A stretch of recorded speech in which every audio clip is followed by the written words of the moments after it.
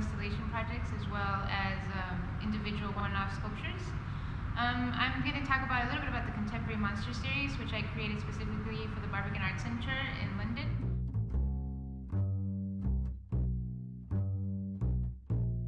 My work has a sort of two principal themes, and those are to talk about the human animal and also to talk about sort of everyday life and what happens to us in everyday life. So what I did with the Contemporary Monster series, recently being motivated by sort of illustration, cartoons, graffiti, contemporary toy design, I wanted to take that internal animal and create sculptural work that was still quite sort of sinister, but not in a really visually sort of aggressive way. So what I did is I created these tiny little sculptures, and I created two of them, and one's called Thief, and the other one, which is black with a little red leg, is called Thief and Sun. So it's like one little sculpture and its little son. And the relationship between that is sort of wanting to create these objects that seem almost animated, sort of like you can see them walking around and being sort of malicious and sort of, but in a cute way, not in a sort of over-the-top sort of vicious.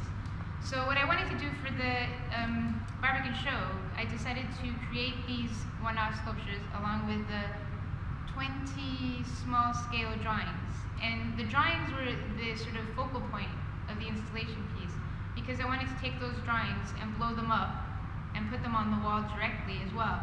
So what I did is I created the drawings, I scanned them in, I created one-off vinyl cut pieces, and then I installed those on the wall.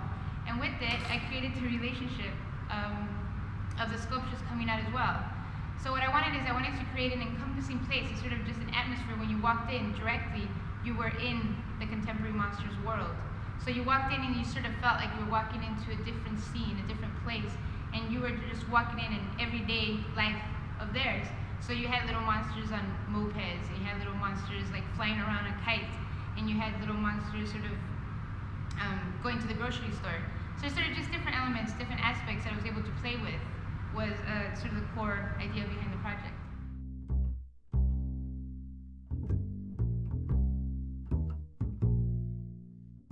The principal theme behind a lot of my work is what I call the human animal, which is that being inside of us that civilization has taught you to keep hidden, to keep away.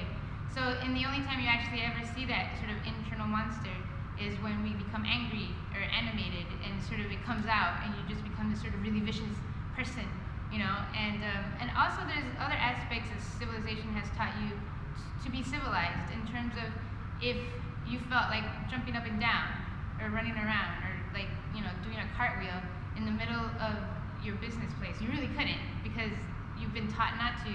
So all the childlike qualities that we used to have as kids has been taken away, and we've been taught not to in any way sort of show that as you get older.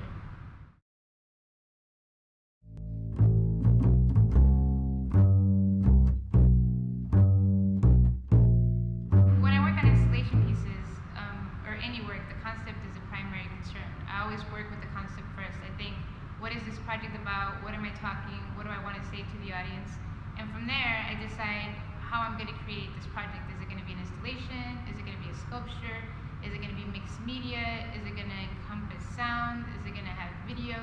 But the primary thing is to make sure that I stay true to the concept and true to what I'm trying to tell the viewer.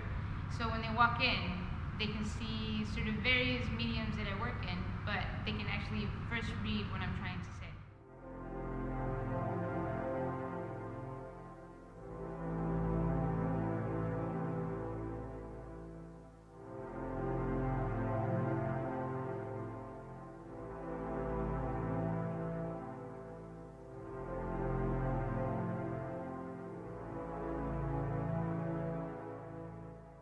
Personally, I think that civilization, or we've been programmed, like as your parents program you to be who you are. Civilization, your environment, your house, you know, you could be a single child, or you can come from a family that has 20 kids. So all of that sort of makes you who you are. But I think society, when you step out of your home space, starts programming you in different ways. for example, I come from the US, and so in the UK, I'm programmed differently. So when I do everyday things like cross the street, I look the wrong way.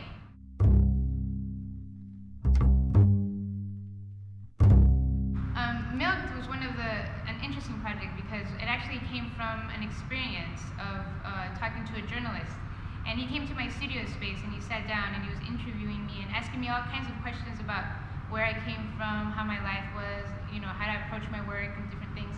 And after the interview was sort of getting along in its way, all of a sudden he started asking me different kinds of questions, and I started pulling out information that I usually wouldn't give out so freely, and I didn't realize that it was actually happening. So during the interview I was like, oh, and then it was over, and then he left, and I realized what had just happened. So he just had to sort of pulled or milked like this information from me. So after that experience, I was left a bit shocked, and I was like, oh my God, I can't believe he was able to, or has this skill to get these things out of me.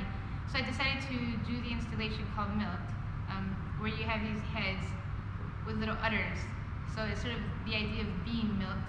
And along with that, I decided it'd be really interesting when you walked into the gallery space to have a tiny suckling sound. So you sort of got, that sensation of somebody sort of milking and taking things out of you. Sound is very important in my work in terms of it adds a different layer. It gives me the ability to have the human voice involved, or to have just sort of an atmospheric background.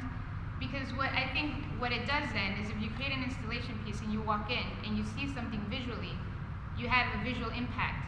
You have a visual language that you read. And then all of a sudden your ears start to get different information which relates to the visual imagery that you're seeing. And I think if you can encompass all of the senses, that gives a sort of deeper resonance to the audience when they're looking at the work.